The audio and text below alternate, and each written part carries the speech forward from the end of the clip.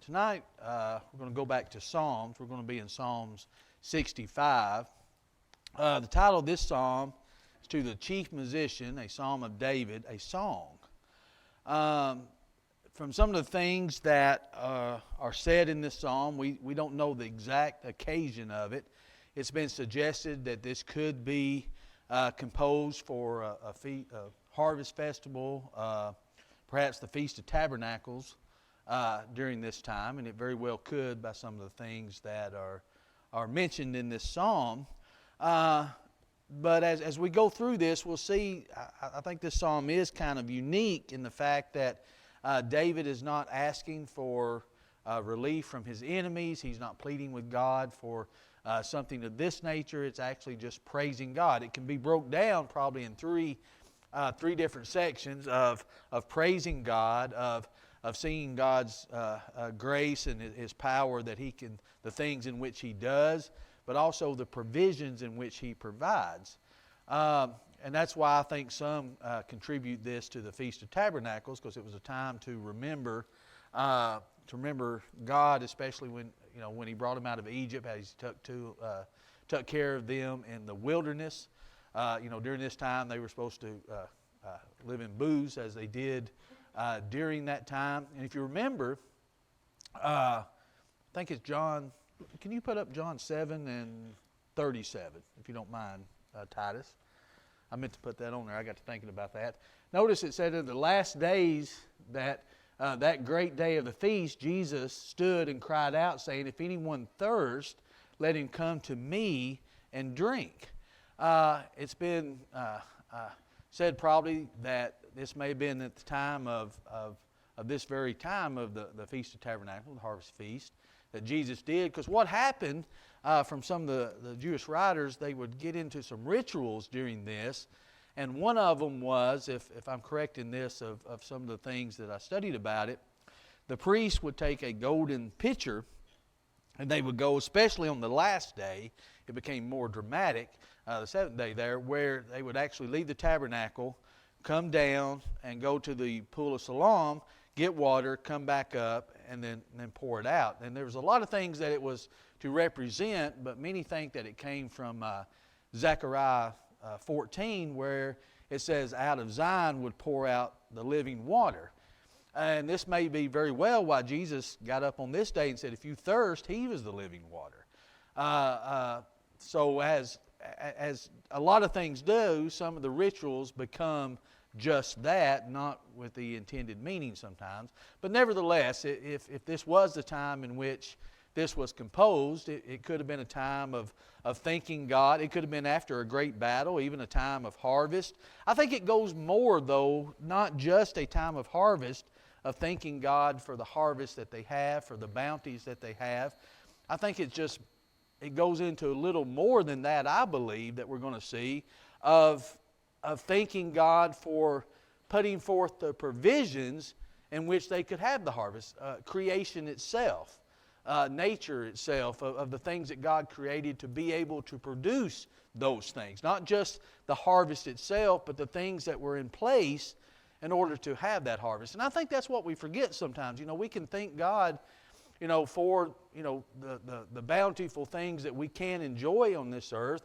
But I think sometimes we do forget of how He set things in order and how He prepared some things. And that's how this psalm is going to describe some of these things. How He set these things in order for these things to take place. If you were to look at just a loaf of bread, what's all involved to get that loaf of bread? There's quite a bit, isn't it? But it still traces all the way back to, it has to come to where the things in which God set in order for that to even be possible. We can thank Him for the bread. We can thank Him, just for the ground. We can thank Him for the wheat itself. You can keep backing it all the way up. But I think what this psalm does is really thanking God for His awesome power of having the provisions to have all the things that we have on this earth. Possible for rain, for the sunshine, for all the food that we're able to eat. All of these things God has set in motion in order that we can have these things. And I think these are some of the things in which David is thanking God for here. But let's break it down. Let's start with Titus, if you will, the first 3 verses. It says, "Praise is awaiting you, O God, in Zion, and to you the vow shall be performed. O you who hear prayer, to you all flesh will come. Iniquities prevail against me. As for our transgressions, you will provide atonement for me." So here we see why praise is waiting for God. Notice he says here, praise is waiting for you, O God, in Zion. You know, if it's where they're gathered here for the feast, Josephus said there could be 1 million to 2 million people in Jerusalem during this time. And if you can imagine awaiting that time of coming together to thank God, to praise God. You know, we're coming up a time here just next month where we think of Thanksgiving, of thinking of a time to be thankful for the things in which we have. That's basically what they would do during this time, is remembering God and thanking God for what He did. But he says, praise awaits you. And if you go to the original Hebrew of awaits, it actually talks about a silence. So how can you talk about a silence but also of praising God at the same time? How do you praise God with silence? Is that exactly what he's talking about? Okay, silence is awaiting you. You know, if you go and really look, it becomes a time to where this praise is so important, and God is so much a part of this, and they're thanking God, that it's that build-up, that anticipation, that silence of what they're about to enter into. It's almost like a planning. It's like a waiting. You know, think of it. I got to thinking of it in terms of this. If we think about the time that we come together to worship God, okay? Think about everything that goes through our minds. Think about everything that we think about. Think about how our mindset as we enter into this. Is our mindset of that anticipation of praising Him, of singing songs of praise to Him, of worshiping Him, of thankfulness and gratitude with God? What is our mindset? Is it just this anticipation to where we're in silence just waiting for the presence of God to be able to do that? Is that what we think about? Or do we just think, okay, it's time to walk through the door, let's get this over with and go home? It's a different mindset, isn't it? And I'm sure I told this before. I learned this at the first village, the first village I went to in India when they were dedicating a building. And I could remember seeing the people, they were coming in, they were taking off their shoes, they were putting things over here, they were doing all of this and coming in. It was almost like a little ritual they were doing. My mind said, they're putting too much emphasis on this building. So that's what I started preaching on. It's not about the building, it's not about the blocks, it's not about, and about no more than 5 minutes into it, Brother Ratnam looked at me like, what are you doing? So we kind of stopped for a minute, and there was only 2 times that he interpreted for me there, and this was one of them, and I was embarrassed, but he did teach me something. I said, well, they're putting too much emphasis on the build. It's almost like a ritual. They're taking off their shoes. They're going through all this thing. And he said, it's not about that. He said, they're leaving everything outside. When they come in to worship God, it's about nothing other than them worshiping God. They're putting everything else outside. And boy, I felt about that tall. That's one of many times I felt about that tall over there. And it got me thinking about my mindset of entering into worship. My mindset of when I enter into prayer with God, what do I really think about? When I'm entering into worship, when we're singing songs, when we're doing anything, what is my mindset in doing this? I think sometimes we can get in, I believe that's what Jesus was talking about in John 7. I think sometimes we can get into just the ritual part of something, and our mindset is just about going through the things other than truly thinking about why we're doing it. Truly thinking about the purpose behind doing it. And then sometimes I think we can't see the forest for the trees. As Jesus got up and said, if you're thirsty, I'm the living water. Not just what you see of if that's what was happening, the priest pouring out the water from, become this whole thing of that water's going to literally pour out there. Jesus said, I'm the water that's going to be pouring out. If you're thirsty, you come to me. That's where the true living water is. And I think sometimes we do that. We can't see that Jesus is that because we're looking at the tangible thing. We're looking at, okay, this is what I'm seeing in front of me. This is what I'm thinking of, other than thinking of who does that truly come from. It's not just about the water. It's about truly who is the water. Where does the water come from? Who sustains our life? Not just the water itself. And I think that's what he's going in and talking about here, kind of setting the stage of praising God, how that praise is a weight. And he said, to you the vow shall be performed, O you who hear prayers. Now think about it. When it comes to these vows, of course there were different vows that were made. But when you think of it in the terms of, okay, I'm thanking God for what he's done. I know he's answered my prayer. Is there something that I'm dedicating to him? God, it's not about bargaining with God. I vow to you, I'll do this if you do this. It's about, well, just think about, do we make any vows today? Is there any vows that we make? Is obedience to the gospel, is baptism in essence a vow?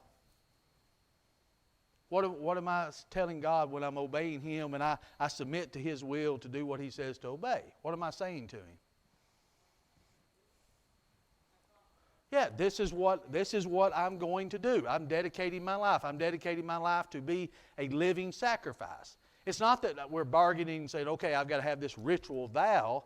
It's about this is what I'm going to do. I see what you're doing for me, God. I see the bounty that's there. I see that promise of eternal life. I see all these things that you laid out, and it just calls to me, that God draws us to him through his word. So I hear that word, I believe that word, and what I'm saying with my life, with my action, this is what I vow to do for you. I vow to live my life, a living sacrifice for you, walking in the light. I think another vow, in essence, that a lot of people don't take seriously, marriage vows. What am I promising God? What am I promising my spouse? What am I saying? This is something that you created, God. This is something that I'm dedicating my life to, and this is something that I'm going to do until death do us part. That's why any marriage ceremony that I perform, I always include what God separates, no man has a right, or what God joins together, no man has a right to separate. Because it's God that joins that together, and it's us that's making that commitment to that. It's about commitment. I think when he's talking about this here, and he's saying that praise awaits him, and that your vow shall be performed, and to you the vow shall be performed on you who hears prayers. They're saying, okay, this is the time that we're recognizing what you're doing for us. We're recognizing the bounty, the provisions. We're recognizing that wonderfulness that is you, God, of what you've done. And we're giving back to you these first fruits. We're giving back to you our life. We're giving back to you our obedience of what we said, this is what we will do. And I think we don't take those things maybe as seriously as we should. We don't take our obedience as seriously as we should. We don't take, our obedience of, as Paul said, I beseech you, brethren, by the mercies of God, that you present your bodies a living sacrifice. Now notice what he says, though. He says, holy and acceptable unto God, which is your reasonable service. So when I obey God, that's my reasonable service to do, isn't it? That's what I said I'm going to do. Jesus said, whosoever will come after me, take up your cross daily and follow after me. That's the commitment that I make to do. That's what he requires for me to do. And that's what I'm saying that I'm going to do. Because here's what he does for me. It's not me bargaining. Okay, God, I'll do this if you do that. Everything that I do is based on what I see that God has done and what he requires of me.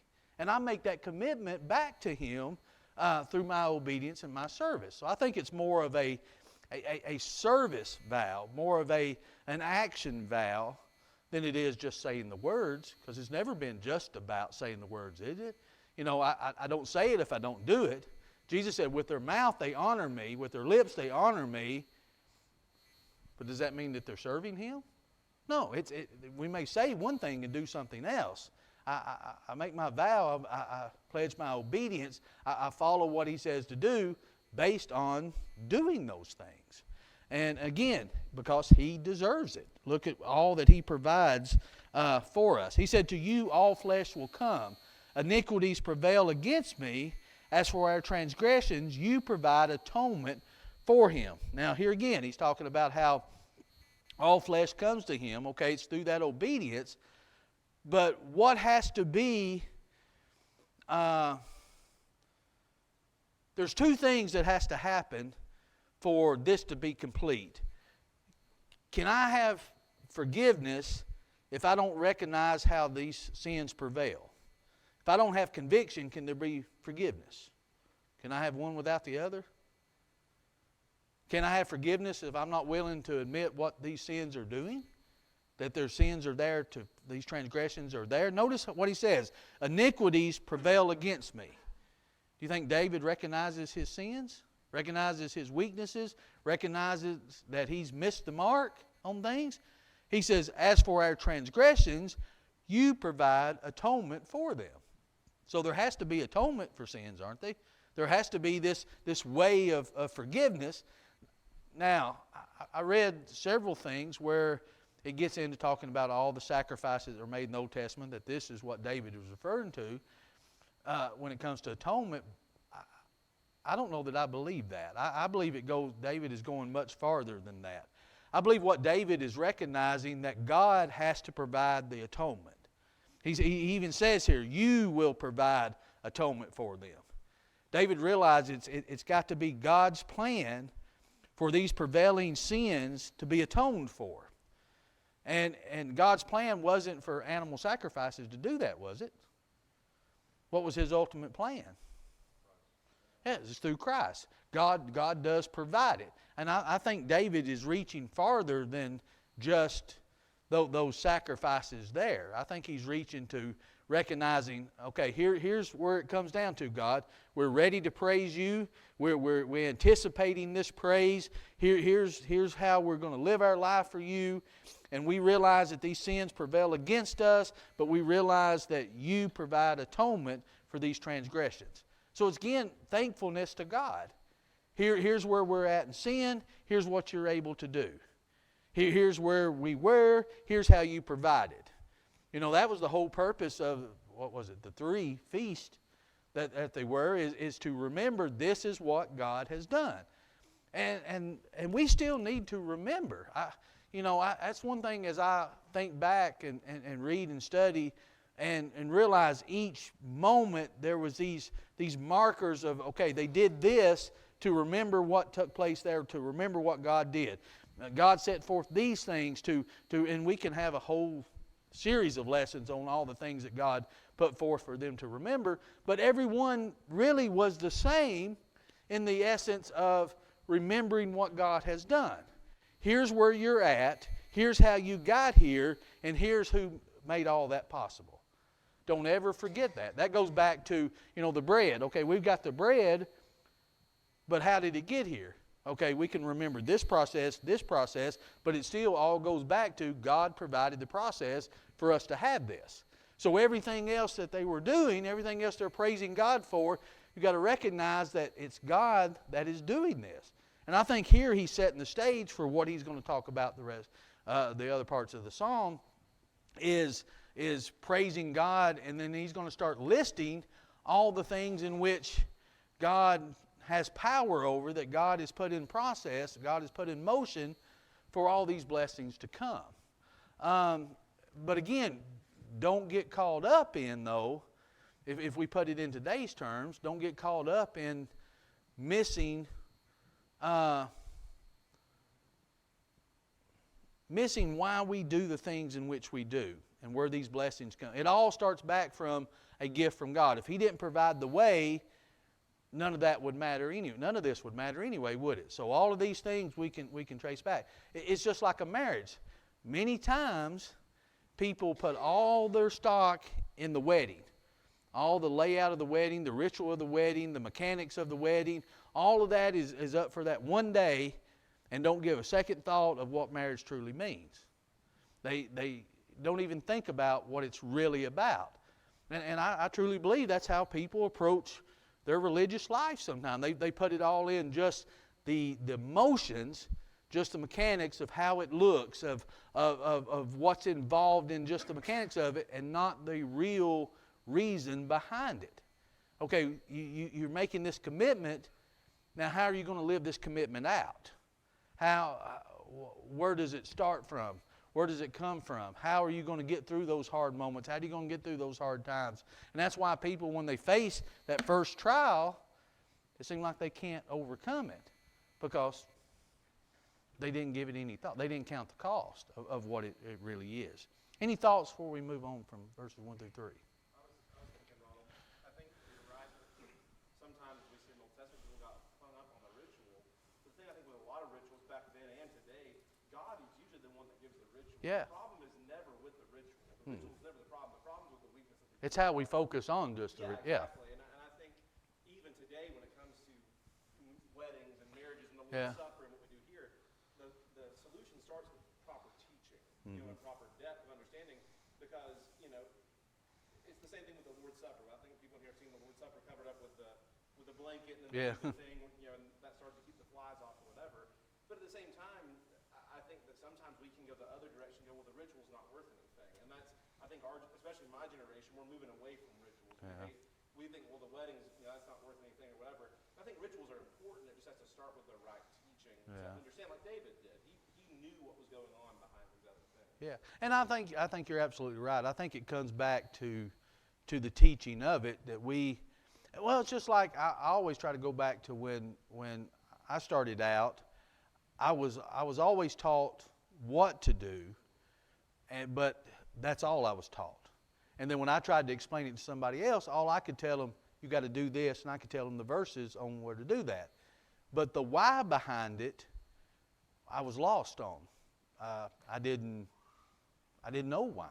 I didn't know why and there is things, we go through these things because I think habit produces us doing that. I think I either read an article or heard a sermon one time of a person said when I think how he put it was when our duty becomes desire. When you go through these rituals, you go through these things in which God has us to do, you do those things out of a sense of duty and out of a sense of commandment, but at some point they need to be our desire to do them. And I think that's what Titus was getting to there. It's not in the ritual, it's what the ritual is designed to do for us, but yet sometimes it misses the mark on it. Is that what you were thinking about saying? I think it's the same thought. It would be like all these rituals God gave in the Old Testament of all the sacrifice and stuff. That's built on the understanding parents teach your children daily, teach them diligently. Unless that teaching is happening in the home, all the rituals happening in the tabernacle wouldn't mean anything. And all it takes is one generation of parents not teaching for that just to become a rote, just a ritual. It becomes, I heard a person one time talk about the Lord's Supper when he got asked, and I think then he said he'd been going to church 25 years, and somebody asked him, he said, well, it's just something we do. Didn't have any reason why. Well, whose fault? Whose fault is it when you get to that point? When all you do is just know. You just know this is what you're supposed to do, and not know why you're supposed to do it. I think Titus is absolutely right. It goes back to teaching. That's one thing I like about here at Center Grove. You can see it in the Bible classes. You can see it in the sermons of the teachings of the why, of the teachings of the. There's several subjects in particular that's important to me that I learned the why more clearly when I started coming here on a lot of different things. Just simply because of the foundation of teaching all the way through the classes too. And it does come to that. And you can see here that David is looking beyond what's just right here. He's looking to the Messiah. He's looking and he knows where the plan. He may not fully know the plan, but he knows God has the plan, and it's not just what's in front of him.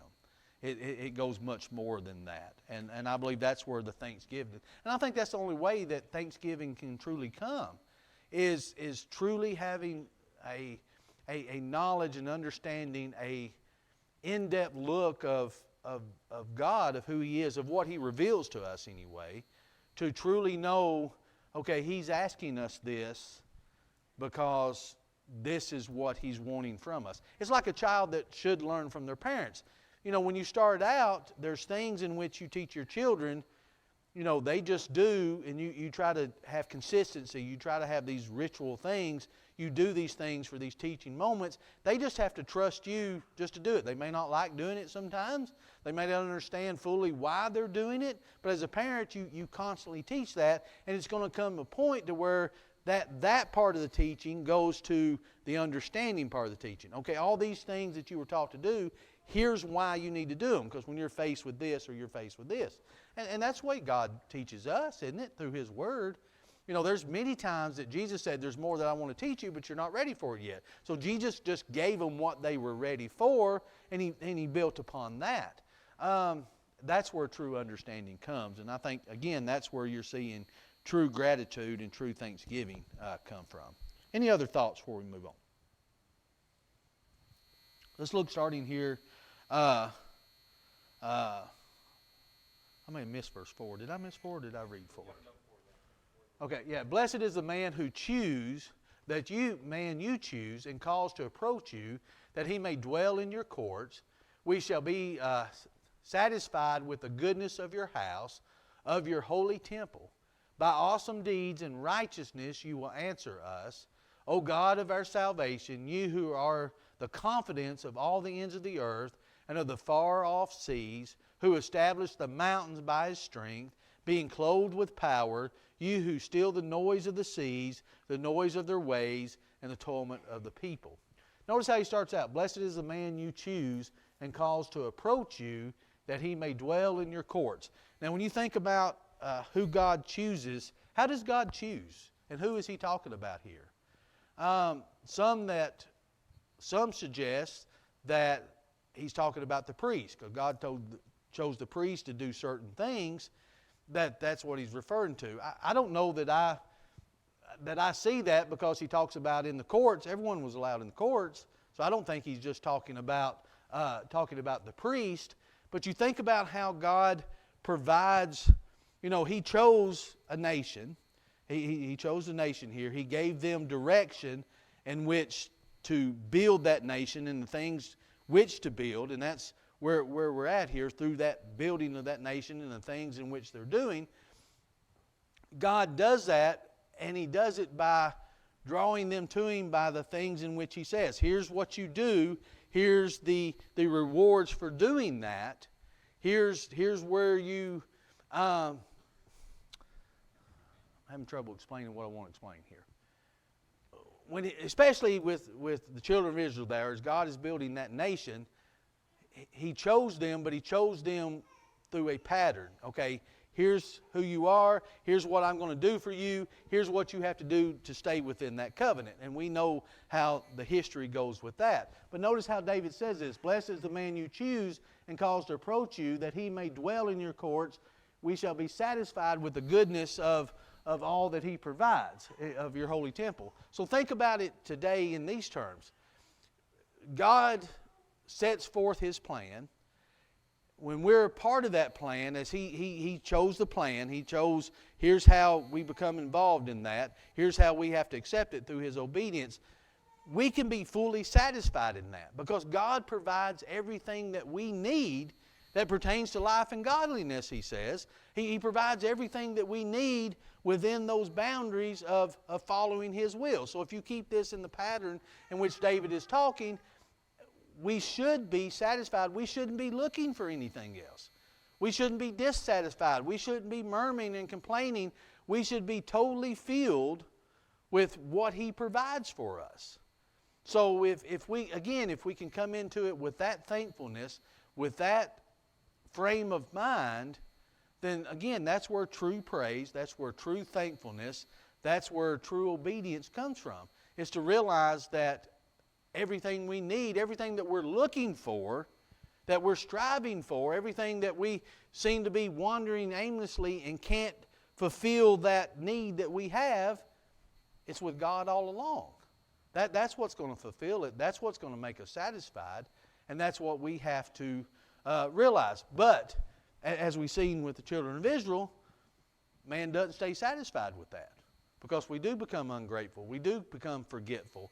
we do look out and think, well, the grass is greener over here. Because in our minds it becomes tough. It becomes hard. It shouldn't be this hard. But can God still provide fullness?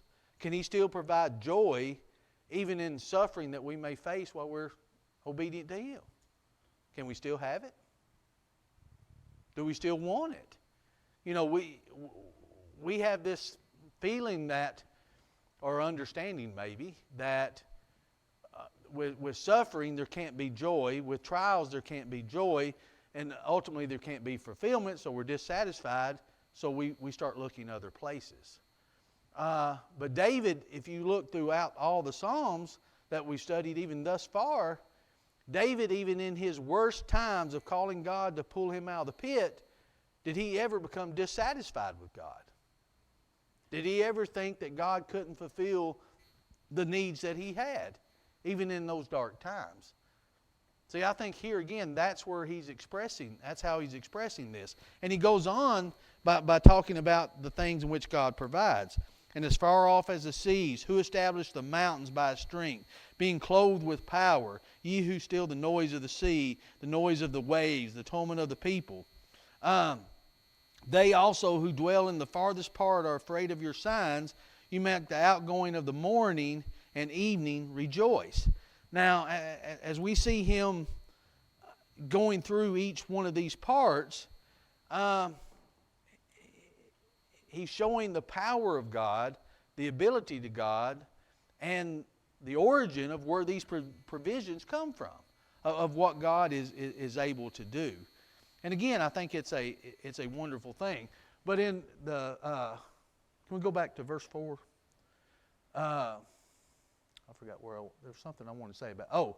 He says, of your holy temple, by awesome deeds and righteousness you will answer us, O God, our salvation, who are you who are the confidence of all the ends of the earth. And he goes in to describe how. You think about what maybe he's thinking about here, or you think about the things in which we've seen throughout the Bible that God, in answer to their prayers and showing His righteousness and showing His power, some of the things that He done that brought joy to the people. For example, with them coming out of, one of the things they were supposed to remember of this exodus out of Egypt, you think of them at the Red Sea, how much in despair they were, knowing the Egyptian army was behind them, knowing what was in front of them, and then seeing the wonders of God, what He provided, a crossing for them, and seeing the sea closed up on the armies there. How do you think that made them feel? Do you think they rejoiced? Do you think they seen the awesome power of God? What about waking up and 185,000 soldiers of Sennacherib there gone, dead? You think they rejoiced because they seen that? You seeing the power of what God... And there's just example over example of what God was able to do that they seen, and seen what His power is, seen what His righteousness, His power, how He provided for the people. There shouldn't be anything but thanksgiving that come from them. There shouldn't be anything but thanksgiving that comes from us, because of the things that we can look back and we can see and we can trust in. That's why David was able to face the battles that he was able to face each time, because he always said, remember when this happened to me, God was here. Remember when this happened, God did this. It wasn't me, it was God that did this. And that's how we need to look at it. That's how we need to see it. And then we can come to Him and we can be satisfied and know that He's behind it all. Behind the seas, behind the waves, behind the mountains, behind the mornings and the evening, everything. It comes down to God Himself. Let's go on to 9 through 13 here. It says, you visit the earth and water it. You greatly enrich it. The rivers of God is full of water. You provide their grain. For so you have prepared it. You water its ridges abundantly. You settle its furrows. You make it soft with showers. You bless its growth. You crown the year with your goodness, and your path drips with abundance. They drop on the pastures of the wilderness, and the little hills rejoice on every side. The pastures are clothed with flocks. The valleys also are covered with grain. They shout for joy. They also sing. Why? Because of God. Look at all the things that He's done. Look at all the things, you start looking at different things and how the Bible describes all these things. I always think of, when I think of things like this, of how God was asking Job all of these questions. When Job was questioning, if I could just stand before God, if I could just talk to Him and He could answer me, then when God does come in, what does He say? Okay, Job, what about this? Well, who did this? Who made the mountains? Who made the seas? Who told the waves this as far as you could go? Who put the sun? Who put the moon? He gave him all of these things that Job couldn't possibly answer. When God said, where were you when all this happened? Job realized, this is above my pay grade. This is beyond me. God is far more than I can question, because He's the creator of it all. I think this is what David is describing here. David is describing, you're behind it. That's why we're thankful for you. That's why we're grateful for you. That's why we're satisfied with you.